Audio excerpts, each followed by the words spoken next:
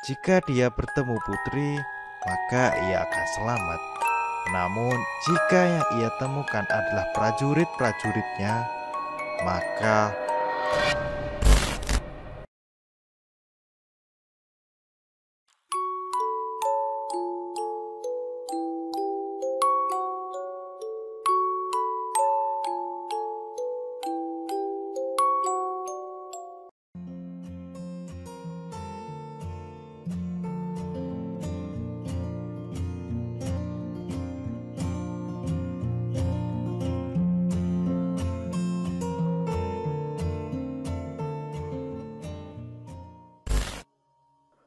kisah ini merupakan kisah nyata yang dialami oleh Arif.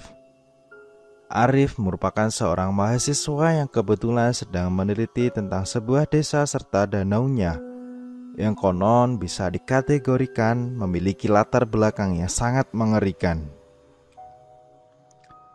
Namanya adalah Arif. Dalam kesehariannya, Arif biasa menulis sebuah jurnal yang berisi tentang horor dan juga hal-hal mistis. Jadi, si Arif ini tertarik mengunjungi salah satu desa yang berada di daerah Jawa Tengah yang konon memiliki sebuah desa dan juga danau yang memiliki mitos tersendiri akan buaya putihnya. 20 April 2020, 2 bulan sebelumnya. Di 2 bulan sebelumnya, Arif bertemu dengan Om Samsul yang kebetulan seorang ustadz di desanya. Om Samsul sebenarnya sudah tahu bahwa Arif ini bukanlah pemuda biasa. Dalam dirinya mengalir garis keturunan atau trah yang sampai hingga raja-raja terdahulu di Jawa Barat. Setiap kali Om Samsul menemui Arif, dia merasakan ada sesuatu yang berbeda di tiap sisi badannya. Om Samsul seperti melihat punggawa-punggawa kerajaan sedang menjaga si Arif tersebut. Lain hal dengan pandangan Arif. Hari itu ketika dirinya melihat Om Samsul, Arif langsung melihat sesuatu yang muncul dari atas kepalanya. Sesuatu itu seperti tulisan dan terpampang jelas di atas kepala Om Samsul. Tulisannya adalah Cirebon 20 Juni 2020. Padahal dirinya masih menetap di bulan April. Tapi mengapa dari atas kepala Om Samsul muncul tempat, tanggal, bulan, dan juga tahun? Seolah-olah menjadi sebuah pertanda bagi Arif sendiri. Dia pun enggak memberitahu kepada Om Samsul akan apa yang dilihatnya. Lain hal dengan Om Samsul, dia langsung memberitahu sesuatu kepada Arif saat itu juga. Rif, sira iku akeh sing jagani. Sing ati-ati maring awak dhewe, bokat bae akeh wong kang arep nyelakai sira. Rif, kamu itu banyak yang menjaga. Harus hati-hati terhadap diri sendiri. Barangkali saja banyak orang yang akan mencelakai kamu, ucap Om Samsul. Nasihat itu diterima Arif dengan baik. Dia tak menyangka bahwa Om Samsul akan berkata demikian. Namun, Arif juga sebenarnya ingin memberitahu tentang apa yang dilihatnya saat itu. Namun dia tak ingin menimbulkan kesalahpahaman terhadap apa yang dilihatnya tersebut. Hari semakin hari, Arif berkenalan dengan seseorang asal Jawa Tengah bernama Waloyo. Dia merupakan salah satu seorang yang berasal dari daerah B, Jawa Tengah. Waloyo memberitahu kepada Arif bahwa di tempatnya ada sesuatu yang mungkin saja bisa dijadikan bahan konten horor tulisannya. Arif tertarik mendengar hal itu. Dia pun mempersiapkan segalanya untuk menuju ke daerah B, Jawa Tengah. Nama daerah dan juga tempat yang dituju tidak disebutkan karena permintaan dari Waloyo dan juga Arif. Karena ini berkaitan dengan privasi masing-masing. Cirebon 20 Mei 2020, 1 bulan setelahnya. Masih dalam atmosfer Idul Fitri, Arif menanyakan kabar kepada Waluyo. Dia juga menanyakan apakah di desa tersebut terdapat sebuah danau yang mana danau itu dihuni oleh seorang putri dan juga para prajuritnya. Waloyo yang mendengar hal itu langsung terkejut. Pasalnya, Waloyo belum memberitahu secara detail akan seorang putri dan juga para prajurit yang menjaga danau itu. Dia pun bergegas menelpon Arif dan mengatakan, "Kok kamu bisa tahu tempat itu? Siapa yang ngasih tahu?" tanya Waloyo. Arif menjawab, "Saya bermimpi bertemu dengan seorang putri memakai gaun putih. Ada 4 prajurit yang mengelilingi sebuah tempat di tengah danau. Jika putri itu mendekat, maka akan menjadi pertanda baik. Akan tetapi, jika 4 prajurit yang mendekat, maka itu adalah petaka." Waloyo pun merinding mendengar itu. Ia pun memberitahu kepada Arif untuk membatalkan perjalanannya menuju ke tempatnya karena dianggap berbahaya. Namun Arif tidak mundur. Dia akan tetap menuju ke tempat Waloyo karena akan dijadikan bahan kepenulisannya. Waloyo tidak bisa menolak. Dia pun hanya mengingatkan kepada Arif untuk berjaga-jaga. Karena biasanya jika memiliki hajat besar, maka akan banyak pengganggu selama dalam perjalanan menuju tempatnya. Arif menyetujui itu. Telepon pun ditutup. Cirebon 10 Juni 2020. Arif meminta izin kepada kedua orang tuanya untuk berkunjung ke daerah B, Jawa Tengah. Bapaknya mengizinkan, akan tetapi ibunya yang melarang. Ibu Arif merasa bahwa tujuan Arif sudah salah. Tujuannya adalah memberikan tumbal kepada penjaga di danau yang dikunjunginya nanti. "Danau iku lur tumbal, sira aja mono. Danau itu mencari tumbal, kamu jangan ke sana." Namun karena Arif yang keras kepala, akhirnya ibunya pun mengizinkannya. Dengan catatan dia harus menjaga diri.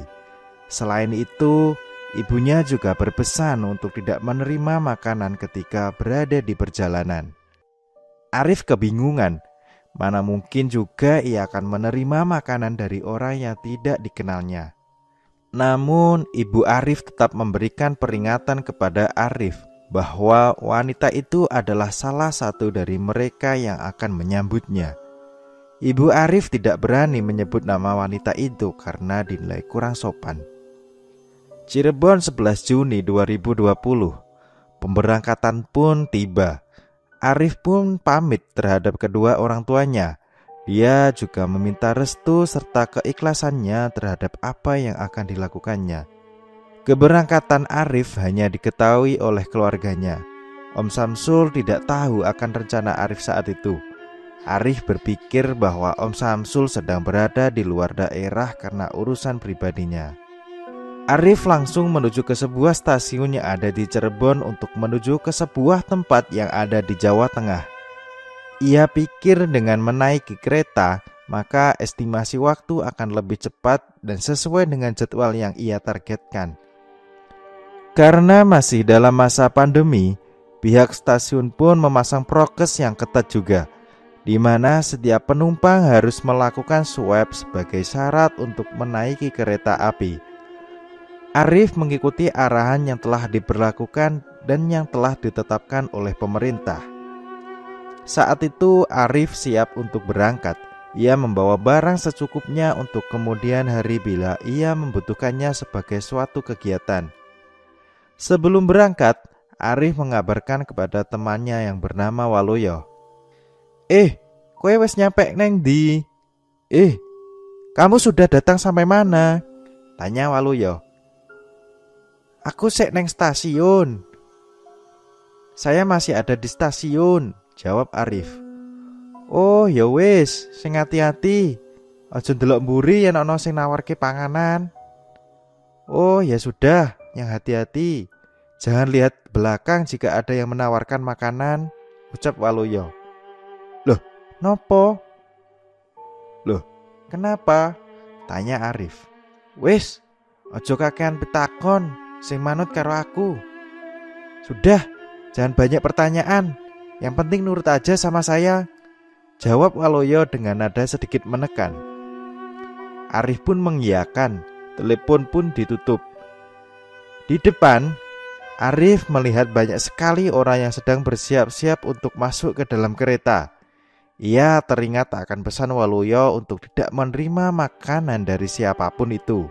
Setelah dipikir-pikir, ternyata pesan yang disampaikan oleh Waluyo dan juga ibunya memang sama, yaitu tidak menerima makanan dari siapapun yang ada di kereta. Kereta menuju ke arah Jawa Tengah telah tiba. Arif mendapatkan posisi di gerbong 1 nomor 15. Ia pun langsung mengemas barang-barangnya dan menuju ke tempat pemeriksaan. Setelah usai, Arif langsung menuju ke arah gerbong 1. Di dalam gerbong 1, ia mencari nomor kursi 15. Sambil mencari-cari nomor tersebut, ia menatap para penumpang yang telah duduk terlebih dahulu. Akhirnya, ia pun menemukan kursi nomor 15. Arif pun segera meletakkan barang bawaannya dan langsung duduk. Ia memandangi luaran stasiun. Terbesit dalam dirinya untuk pergi ke tempat terlarang hanya rasa penasaran yang begitu besar. Singkat cerita, kereta pun mulai jalan. Para penumpang mulai diam dan tak ada satupun di sekitaran yang berbicara. Arif merasa dirinya telah nyaman ketika suara penumpang sudah tak didengarnya lagi. Namun, ketika dia sedang menengok ke arah samping, ia terkejut dengan seseorang dengan wajah tertunduk. Arif mengira orang itu sedang kelelahan karena ia tertunduk lesu seperti orang yang tidak memiliki gairah hidup. Beberapa menit kemudian, dia mendengar suara langkah kaki yang diseret-seret. Perasaan Arif mulai tidak enak. Ia seperti bukan berada dalam alam manusia. Arif pun mulai menutupi wajahnya dengan sweater yang berada di genggamannya. Ia merasa ada keanehan yang terjadi di dalam kereta. Terdengar suara aneh yang seperti orang sedang menawarkan makanan dengan gratis. "Bu, Pak, ini makanannya. Tolong dimakan, ini gratis," ucap suara wanita. Arif tidak yakin jika di dalam kereta ada yang membagikan makanan secara gratis. Dan ia mulai terpikirkan terhadap apa yang dikatakan oleh Waluyo dan juga ibunya pada dirinya. Arif dilarang untuk menerima makanan dari orang yang tidak dikenalnya. Namun, selama orang itu menawarkan makanan, ia tidak mendengar suara penerimaan seperti "Terima kasih, Bu," atau suara tolakan seperti "Maaf, saya sudah kenyang." Yang Arif dengar hanyalah tawaan, ringikan, dan langkah kaki yang diseret-seret. Suara itu semakin membesar. Itu artinya orang itu sudah terlalu dekat dengan Arif. Rasa takut dan penasaran bercampur menjadi satu. Di dalam hatinya, Arif membaca bacaan yang dia hafal. Ia melafalkan ayat kursi, surat An-Nas, dan surat-surat lainnya. Tiba-tiba, suara wanita itu menuju ke arahnya.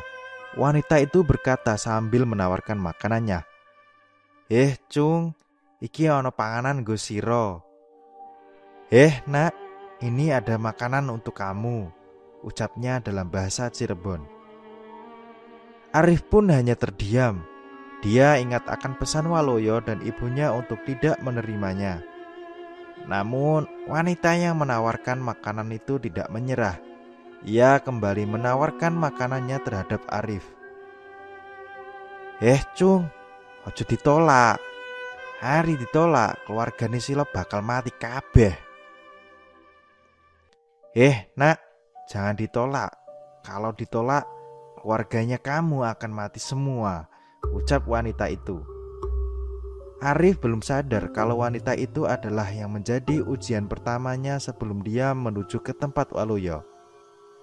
Selama wanita itu menawarkan makanannya, Arif selalu diam menunduk sambil membaca bacaan yang ia ketahui. Barulah ketika tawaran itu ditolak, wanita itu kembali berjalan ke arah depan dengan kaki yang diseret-seret dan tertawa dengan suara yang mengerikan. Arif sadar bahwa itu adalah sosok yang kerap mengganggu para penumpang yang hendak memiliki hajat besar. Entah apa yang dimaksudkan hajat besar itu, tapi bisa jadi sosok wanita itu adalah ujiannya agar tidak menuju ke tempat yang ia maksud. Setelah sosok wanita itu menghilang, Arif memberanikan diri untuk membuka sweaternya. Ia pun menengok ke arah depan dengan kepala yang mengendap-endap. Namun tiba-tiba dia terkejut ketika melihat para penumpang yang berada di kursi depan sudah tidak ada. Dia baru sadar bahwa dirinya telah memasuki alam lain. Jadi, selama wanita itu membagikan makanan kepada para penumpang, Arif tidak sadar bahwa dirinya sedang berada di alam lain. Dan orang-orang yang menerima makanan itu adalah para penumpang karena yang telah lama meninggal karena korban kecelakaan dari tragedi kelam yang ada di Cirebon. Di gerbong 1 tempat Arif terduduk, dia melihat hanya tinggal dirinya dan juga seorang ibu yang sedang menimang-nimang anaknya yang berada di nomor kursi 18. Arif pun langsung menuju ke tempat ibu itu dan menanyakan tentang apa yang barusan saja terjadi. "Bu, ibu dari tadi di sini kan?" tanya Arif. "Iya nak, emangnya kenapa?" "Ibu tadi ditawarin makanan gak sama seorang wanita yang kakinya diseret-seret itu?" tanya Arif. "Dari tadi gak ada yang nawarin makanan mas. Ini kan udah mau stasiun akhir. Masnya kenapa?" tanya ibu itu. "Enggak bu, saya kira ibu tadi ngerasain apa yang saya rasain. Takutnya," potong Arif. "Tapi emang dari tadi anak saya nangis terus mas. Saya juga agak khawatir," ucap ibu itu. "Nangis terus? Saya enggak mendengar suara tangisan anak ibu loh tadi-tadi," ucap Arif. Ibu itu menatap ke arah depan. Dia seperti mengerti akan ada sesuatu. Tiba-tiba bayinya menangis kencang. "Mas, tolong pergi dari sini. Anak saya nangis lagi," ucap ibu itu. "Bu, anak ibu nangis karena saya?" tanya Arif. Ibu itu mendorong Arif hingga terjatuh. Arif terkejut ketika ibu itu mendorongnya dengan kencang. "Mas, duduk di kursimu lagi." Saat itu Arif tidak melihat satupun petugas kereta. Karena penasaran, Arif mencoba untuk mengecek gerbong 2. Dan ternyata benar dugaannya. Gerbong 2 sudah sepi akan penumpang. Ketika Arif kembali ke tempat ibu itu, tiba-tiba Arif melihat ada sosok berwarna hitam sedang menempel di jendela luar persis di tempat ibu dan bayi itu. "Bu, ibu yang harus pindah," pinta Arif sambil meraih kedua tangan ibu itu. "Mas, mau ngapain? Tolong lepasin." Suasana menjadi kacau balau. Sosok itu menjilat-jilati jendela seperti sedang kehausan. Ia menatap tajam ke arah bayi itu. "Bu, jangan duduk di kursi itu. Di jendela itu ada setannya," teriak Arif. Barulah ibu itu menatap ke arah jendela itu dan ia merasakan hawa merinding yang begitu besar. Ibu itu menatap ke arah bayinya yang masih menangis. "Mas, ada apa?" tanya ibu itu dengan ekspresi panik. "Bu, ikuti saya. Cepat pindah dari kursi ibu," jawab Arif. Ibu itu pun pindah ke kursi lain.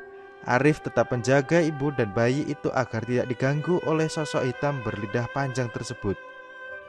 Arif terus-menerus membaca kalimat La haula wala quwata illa billah. Selama Arif membaca itu, dirinya menjadi tenang. Ibu itu juga sudah mulai tenang. Itu berarti keadaan telah membaik. Si bayi pun juga sudah tertidur. Dengan begitu, ujian pertama Arif telah usai. Bahwa Arif berhasil melawan rasa takutnya sendiri. Daerah B, Jawa Tengah, pukul 22.00 waktu Indonesia Barat. Kereta akan terhenti di stasiun terakhir. Petugas kereta segera memberikan pemberitahuan terhadap para penumpang. Si ibu itu berterima kasih kepada Arif karena telah memberitahu akan sesuatu yang mengerikan saat itu. Arif hanya tersenyum. Dia pun langsung membuka HP-nya dan menghubungi Waluyo. "Yo, aku sudah sampai stasiun. Kamu di mana?" Waluyo menjawab, "Oke, sebentar. Tunggu di depan saja, aku nanti jemput," jawabnya. Arif menutup telepon. Ia kembali menatap jendela kereta yang sudah sangat sepi. Namun, dirinya terkecoh akan satu bayangan hitam yang sedang berdiri tegak di dekat tempat duduk seberang rel. Arif langsung membuang pandangannya. Ia kembali menenangkan hatinya. Bacaan demi bacaan Arif ucapkan dalam hati. Kali ini ia memberanikan diri untuk menatap kembali. Dan hasilnya seperti apa yang diharapkan. Sosok itu menghilang bersamaan dengan terhentinya kereta yang ditumpangi oleh Arif. Arif pun segera turun dan menuju ke depan stasiun. Dia pun kembali menghubungi Waluyo agar segera menjemputnya di stasiun. Namun kali ini telepon Waluyo tidak aktif. Bersamaan dengan itu, Arif melihat sosok hitam sedang berdiri tegap di tempat yang berbeda. Kali ini sosok itu berdiri di dekat kereta yang baru saja berhenti. Arif kembali membaca kalimat La haula wala quwata illa billah. "Ojo ganggu ingsun. Jangan ganggu saya," ucap Arif. Sosok itu berlahan menghilang bersamaan dengan kabut yang muncul di sekitaran rel secara tiba-tiba. Namun, lemahnya Arif adalah di saat dia melihat banyak sosok, maka penyakitnya akan kambuh. Kepalanya tiba-tiba sakit, seperti ada yang menusuk-nusuk kepalanya. Arif memaksa tubuhnya untuk terus berjalan menuju ke arah depan stasiun. Beruntungnya, saat ia telah mencapai batasnya, ada seorang petugas stasiun yang mengantarkannya hingga ke depan stasiun. Di depan stasiun, Waluyo ternyata sudah menunggunya sejak lama. Waluyo yang melihat Arif diantar oleh petugas langsung kaget. Ia pun langsung membawa Arif ke motornya. Kowe nopo?" Kamu kenapa?" tanya Waluyo. "Ndasku loro, kepalaku sakit," jawab Arif. "Jadi sekarang mau kemana?" tanya Waluyo. "Langsung ke tempatmu aja. Soalnya besok kita harus ke danau itu," jawab Arif. "Oke, siap." Waluyo membawa Arif menuju ke rumahnya. Selama dalam perjalanan, Arif seperti orang ngigau. Dia seringkali mengatakan hal-hal aneh. "Panganane wis entek yo, haha. Makanannya sudah habis ya," ucap Arif sambil tertawa-tawa. "Hus, kue nopo?" "Hus, kamu kenapa?" tanya Waluyo. "Kanthi ngati-ngati, neng kene genahe siluman kabeh. Yang hati-hati, di sini tempatnya siluman semua." Arif terus berkata-kata aneh.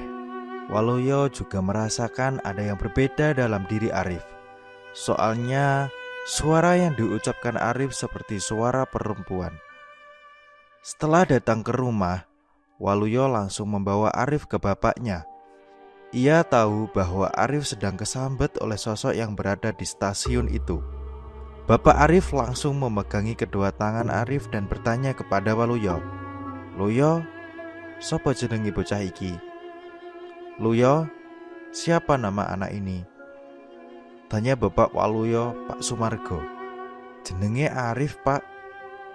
"Namanya Arif, Pak," jawab Waluyo. "Sawise aku metuke, kowe adusi bocah iki. Wedok iki arep nempel terus, kegatelan.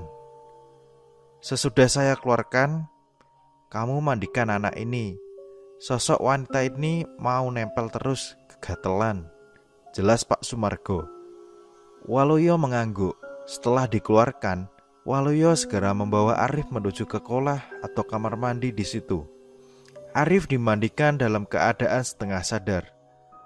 Tubuh Arif langsung bergidik kedinginan. Wajahnya memucat seketika. Arif, awakmu iku disenangi akeh lelembut. Arif, tubuhmu itu disukai banyak lelembut, ucap Waluyo. Arif masih belum menjawab. Ia terus menyuarakan suara gigi-giginya sebagai tanda tubuhnya merespon hawa dingin yang diterimanya. Setelah dimandikan, Waluyo disuruh membawa Arif untuk istirahat oleh Pak Sumargo. Waluyo pun mengangguk paham. Malam itu juga, Arif beristirahat pertama kali dalam keadaan tubuh yang tidak baik-baik saja. Keesokan harinya, tubuh Arif sudah sedikit membaik. Tenaganya juga sudah kembali seperti semula. Namun Arif merasa dirinya seperti tidur sangat lama hingga kepalanya masih merasakan sedikit pening. Pak Sumargo telah menunggu waktu di mana Arif menceritakan semuanya mengenai maksud kedatangannya ke tempat Waluyo. Secara tidak langsung mereka berdua mengenal satu sama lain. "Wes sehat, Nang?" "Sudah sehat, Nak?" tanya Pak Sumargo. Arif terkejut ketika Pak Sumargo telah berdiri di pintu kamarnya sambil menyalakan rokok kretek berbau klasik itu. "Sudah, Pak." "Waluyo di mana ya, Pak?" tanya Arif. "Dia sedang menuju ke rumah neneknya dulu." "Ngomong-ngomong, kamu dari mana?" tanya Pak Sumargo. "Saya dari Cirebon, Pak," ucap Arif. "Masih ada darah kesultanan?" tanya Pak Sumargo. "Kok tahu, Pak?" Arif benar-benar tidak percaya bahwa Pak Sumargo mengetahui sedikit tentang Arif yang bahkan belum pernah ia ceritakan sebelumnya kepada Waluyo. Pak Sumargo pun mendekati Arif. Dia kemudian memperhatikan mata Arif yang tajam tatapannya. Tempat ini memang tidak semuanya boleh dimasuki. Garis keturunan yang tinggi bisa membuat keseimbangan di tempat ini menjadi sedikit berguncang. Saya tidak menyalahkan kamu datang ke sini. Namun tanpa sadar, Dayuh di sini juga menolak akan kehadiranmu, ucap Pak Sumargo dengan serius. Arif hanya tertunduk dan terima untuk waktu yang lama.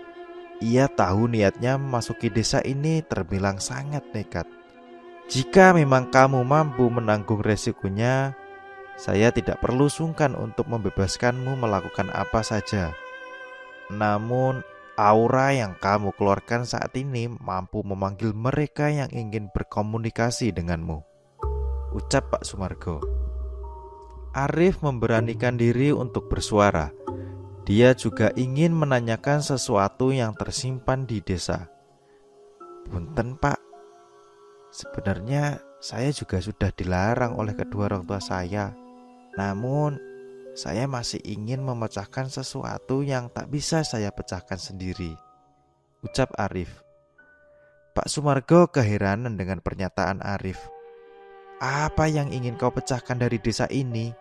tanya Pak Sumargo. "Putri kerajaan dari sebuah danau di desa ini," jawab Arif. Pak Sumargo terkejut dan sempat mundur beberapa langkah. Ia memasang wajah ketakutan di hadapan Arif yang mengambil pernyataan serius itu. "Dari mana kamu tahu?" tanya Pak Sumargo. "Siapa putri itu, Pak?" tanya Arif. Jangan ke sana. Itu berbahaya," jelas Pak Sumargo. Tiba-tiba Waluyo hadir sambil membawakan makanan untuk Arif. "Loh, kok Bapak di sini?" tanya Waluyo. Pak Sumargo langsung menarik ekspresi paniknya.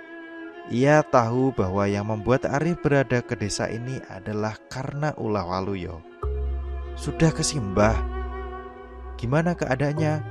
tanya Pak Sumargo. "Simbah sudah enakan, Pak.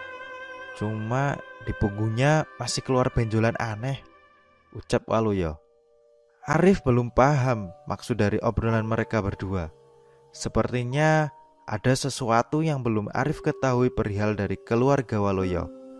Tampak keduanya sedang membahas seseorang bernama Simbah. "Oh ya Rif, kamu makan dulu.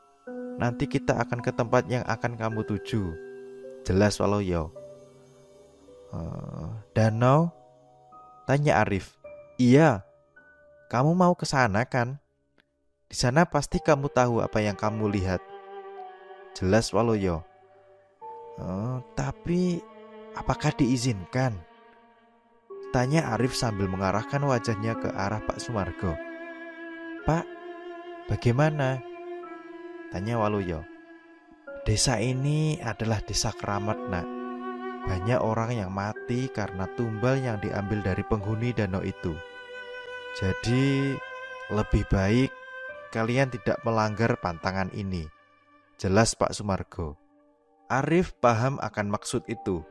Dia juga paham akan apa yang telah digarisbawahi akan hal itu. Ketakutan terbesarnya adalah ketika dirinya tak mampu melihat orang-orang yang ia sayangi lagi. Pak Sumargo pun pamit keluar kamar. Dia berencana untuk menengok Simbah. Kesempatan ini digunakan oleh Waluyo untuk mengajak Arif menuju danau itu.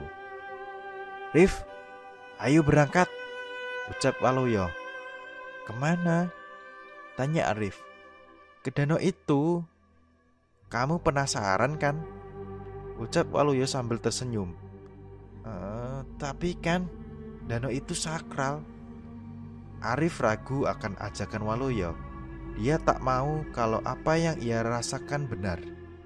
Ada ketakutan dan keraguan yang ia temukan dalam danau itu. Itu hanya mitos kok. Yang gak boleh itu adalah berenang. Karena siapa yang berenang di sana, maka ia akan menjadi salah satu punggawa putri, jelas Waluyo. Arif pun mengangguk. Ia pun kemudian mengikuti apa yang diarahkan oleh Waluyo terhadap dirinya. Sempat masih belum percaya apa yang dikatakan oleh Waluyo. Perbedaan itu sangat dominan terhadap apa yang dikatakan oleh bapaknya, yaitu Pak Sumargo, di mana setiap anak yang memiliki darah biru walau ia merupakan rakyat, maka ia akan bertemu dengan dua hal. Jika ia bertemu putri, maka ia akan mendapatkan kebahagiaan. Ini bisa ditemukan ketika seorang wanita cantik sedang berada di tengah danau sambil berjalan ke arahnya, menggunakan selendang yang menjutai berwarna biru langit dan bermahkota emas layaknya putri kahyangan. Namun, jika ia bertemu 4 ekor buaya putih, maka ia akan mendapatkan petaka. Petaka inilah yang akan mengambil tiap jiwa yang berkaitan dekat dengan orang yang melihatnya. Bisa jadi orang terdekat atau orang yang masih memiliki hubungan di antaranya. Hari itu, 2 orang pemuda sedang menguji nyalinya dengan mendatangi sebuah danau yang dinilai sangat sakral akan mitos yang berkembang di masyarakat. Danau itu disebut-sebut sebagai tempat tinggal seorang putri dan keempat prajurit setianya. Jika dia bertemu putri, maka ia akan selamat. Namun, jika yang ia temukan adalah prajurit-prajuritnya, maka orang tersebut akan mendapatkan petaka. Perjalanan dari rumah Waluyo menuju ke danau itu menempuh waktu 15 menit. Selama perjalanan, Arif melihat para warga yang wajahnya menampakkan wajah kurang senang terhadap dirinya. "Di sini warganya sensitif ya?" tanya Arif. "Enggak kok, di sini warganya memang seperti itu. Ketika ada orang baru, maka ia akan terus menatap. Karena warga lokal di sini rata-rata tidak menerima orang baru," jawab Waluyo. "Oh begitu," ucap Arif sambil kembali menatap sekeliling warga yang menampakkan wajah kurang senang terhadapnya. Namun, ketika mereka berdua ingin menuju ke danau itu, tiba-tiba ada yang memanggil keduanya. "Hei nak, kamu mau kemana?" tanya seorang laki-laki berbadan gemuk kepada mereka berdua. "Riko pak," "Kesana, Pak," ucap Waluyo sambil menunjukkan telunjuknya ke arah danau yang ia maksud. "Ajo!" ucap bapak itu. "Kenapa, Pak?" tanya Arif. Bapak itu mendekati Arif dan mendekatkan hidungnya ke arah tangan hingga leher Arif. Arif yang melihat tingkah aneh bapak ini menjadi geli dan ketakutan. "Kamu bukan orang asli sini. Dari mana kamu?" tanya bapak itu. Saya dari Cirebon, Pak," ucap Arif. "Getih biru, darah biru," ucap bapak itu. "Dia teman saya, Pak. Kami cuma ingin melihat danau itu dari dekat. Karena kebetulan si Arif sedang berlibur ke tempat saya. Jadi saya ajak ke sini, Pak," ucap Waluyo. "Tidak bisa. Danau ini sedang ngunduh mantu. Dia akan mencari tumbal. Jangan harap kalian bisa pergi ke danau itu, apalagi yang memiliki darah biru," ucap bapak itu. Arif hanya terdiam. Dia tidak bisa berkata apa-apa. Dia harus bisa mengkondisikan apa yang barusan saja terjadi di hadapannya. Atas usul dari Waluyo, mereka berdua merencanakan untuk mencari titik lengah dari bapak itu. Akhirnya, Waluyo dan Arif berdiam diri di sebuah pohon yang menjadikannya sebagai tempat meneduh. Waluyo memberitahu bahwa dulunya di danau itu terdapat korban yang hanyut. Belum pasti apa penyebabnya, namun beberapa mitos menyebutkan bahwa buaya putih merupakan dalang di balik ini semua.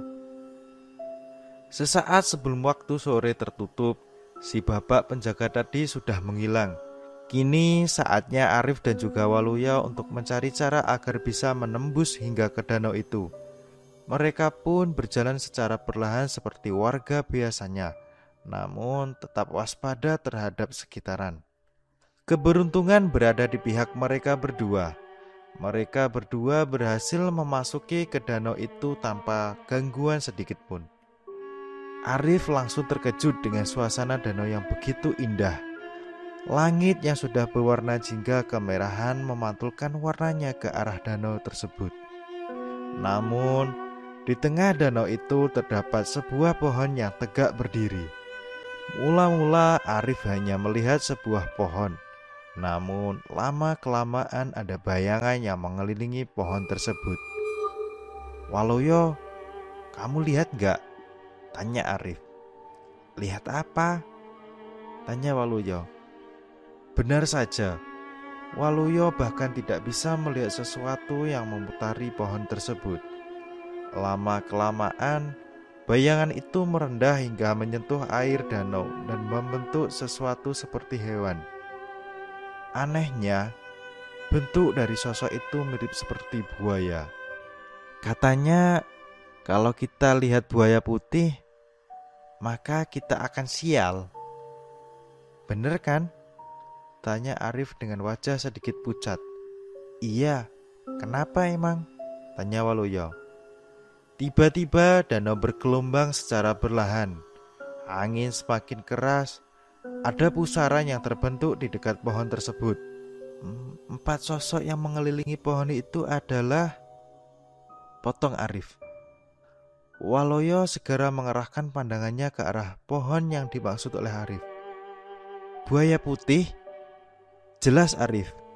Tiba-tiba secara cepat kabut keluar hingga menutupi danau dan sekitarannya. Arif menjadi panik. Ia tidak bisa melihat kanan kiri sekitarannya. Namun dari danau tersebut muncul 4 orang berpakaian ala kerajaan seperti berjalan di atas danau. "Selamat datang putra keraton," ucap salah satu dari mereka. Kamu siapa?" tanya Arif.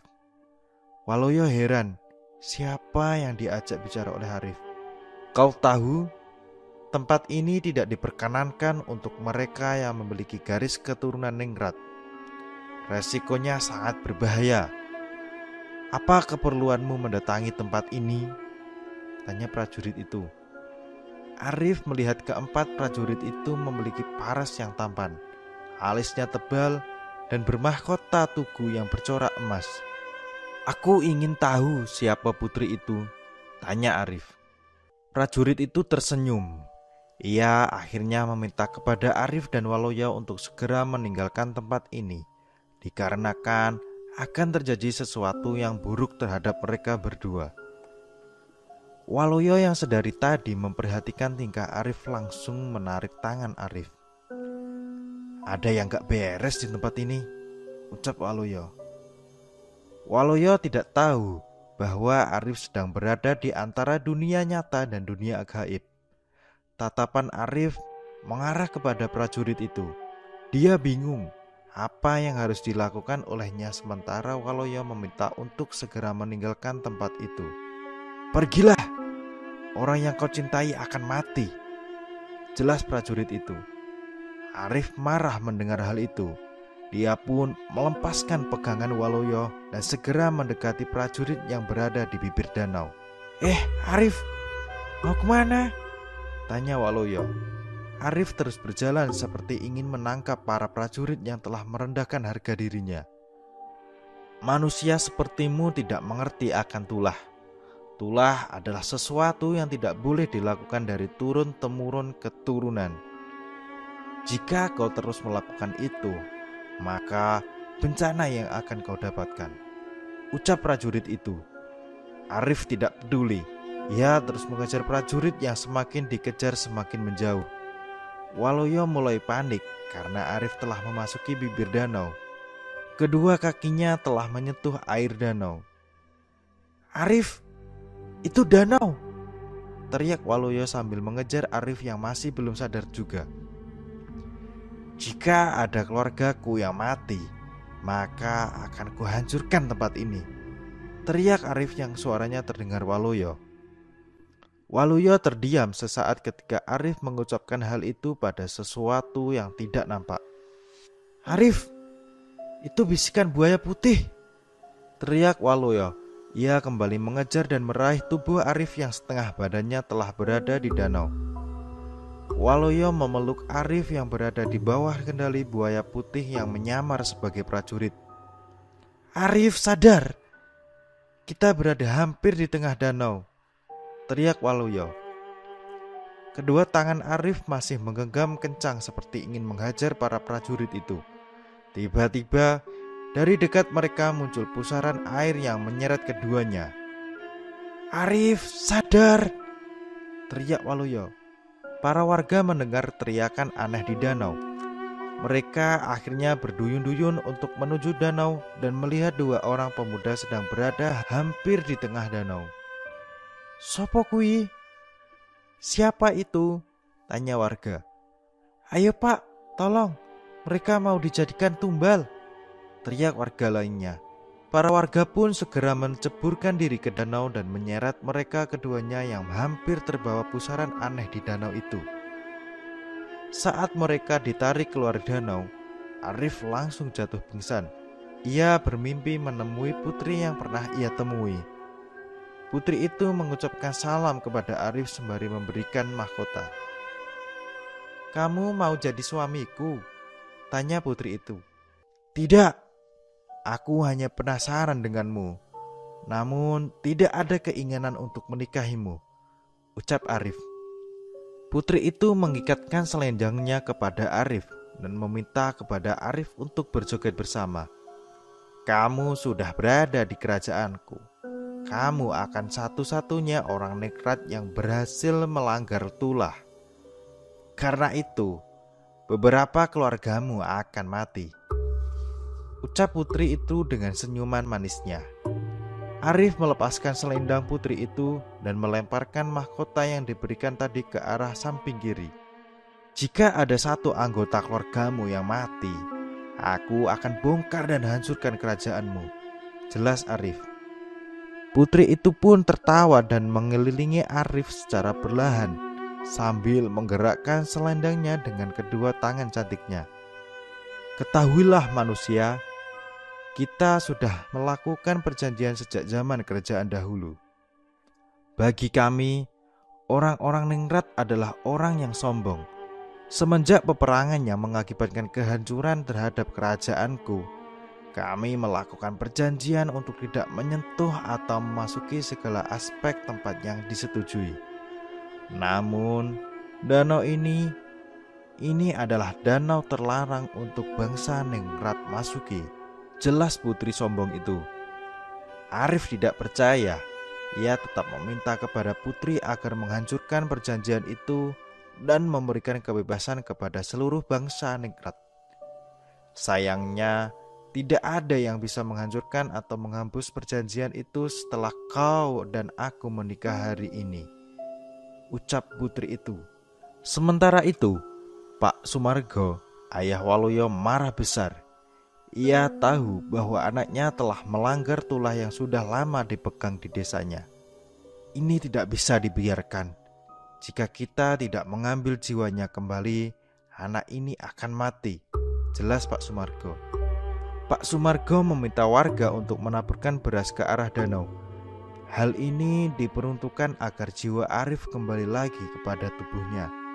Para warga segera mengikuti perintah Pak Sumargo dan menaburkan beras secara bersamaan. Azan maghrib berkumandang.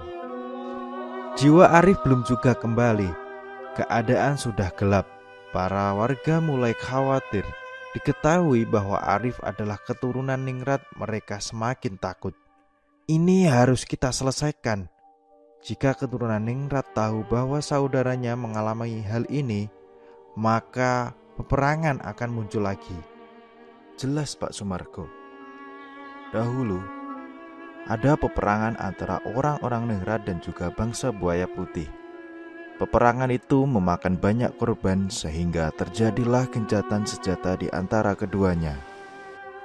Dalam gencatan senjata tersebut, terukir beberapa perjanjian yang salah satunya untuk tidak mengganggu atau bahkan memasuki tempat-tempat yang telah disetujui. Dan Arif, dia memiliki tujuan untuk adanya konsolidasi di antara keduanya. Namun, jalan pemikiran Arif salah. Dia tidak menghormati perjanjian yang telah berlaku ratusan tahun itu. Sehingga Arif yang sekarang masih berada di dalam genggaman putri buaya putih itu harus rela memilih dua pilihan. Pilihan pertama, Arif harus menikah dengan si putri agar anggota keluarganya tidak ada yang mati. Namun, Arif menolak itu. Akan tetapi, pilihan kedua sungguh berat. Arif bisa diselamatkan, akan tetapi ia harus menerima bahwa anggota keluarganya akan ada yang meninggal. Setelah sekian lama Arif memilih kesepakatan di antara keduanya, Arif pun menyesali diri. Ia pun meminta kepada putri untuk dikembalikan ke dunia manusia. Si putri buaya putih itu mengabulkan dengan syarat ia harus menerima resikonya. Tepat di jam 7 malam, Arif tersadar. Ia melihat banyak warga yang sudah mengelilinginya. Arif menangis ketakutan. Ia meminta kepada Pak Sumargo untuk segera dipulangkan hari ini juga. "Kenapa, Nak? Apa yang dikatakan oleh mereka?" tanya Pak Sumargo. Arif hanya menangis sambil berteriak-teriak. Ia bahkan tidak siap kehilangan satu anggota keluarganya karena kesalahannya sendiri. "Salah satu anggota keluargaku akan mati," ucap Arif sambil menangis. Pak Sumargo hanya terdiam. Ia beranjak bangkit dan melepaskan pandangannya terhadap Arif. "Percayakah, Nak, jika tempat kami ini sakral, danau ini adalah bukti nyata bahwa ratusan tahun yang lalu pernah terjadi perang hebat di antara kedua belah pihak. Untuk melepaskan banyaknya korban, akhirnya tersusun perjanjian Ningrat. Perjanjian ini membahas tentang siapa saja orang Ningrat yang memasuki danau tersebut, maka salah satu anggota keluarganya akan meninggal," ucap Pak Sumargo. Arif meminta kepada Pak Sumargo untuk menghentikan hal itu. Namun, Pak Sumargo tidak bisa melepaskan tulah tersebut. Begitu juga dengan Waluyo. Ia menyesal karena telah membawa Arif yang merupakan keturunan Ningrat tersebut. Akhirnya, malam itu juga Arif dipulangkan kembali ke Cirebon. Arif diantarkan menuju stasiun. Di sana, ia hanya sendiri. Waloyo dan Pak Sumargo tidak bisa menemaninya karena memang tidak mungkin juga untuk menjadi penghibur. Arif hanya termenung. Ia tak tahu siapa anggota keluarga yang akan dijadikan sebagai tulah dari kesalahannya tersebut. Kereta pun datang. Malam itu suasana sepi. Arif segera memasuki kereta dan menduduki kursi yang sesuai dengan tiket yang dibelinya. Namun, ketika ia baru duduk, Arif melihat salah satu anggota keluarganya sedang duduk bersama dengan seseorang yang ia kenalnya. "Om Samsul?" tanya Arif. Dia terkejut ketika Om Samsul sedang menunduk dan sebelahnya adalah si putri buaya putih. Putri itu tersenyum sambil melambai-lambaikan tangannya ke arah Arif. Tiba-tiba telepon berdering. Arif langsung diberi kabar bahwa Om Samsul telah meninggal dunia. Arif melihat lagi ke arah depan dan ternyata penampakan si putri buaya putih dan Om Samsul telah menghilang. Om Samsul menjadi korban dari perjanjian ningrat yang dilanggar sendiri oleh Arif.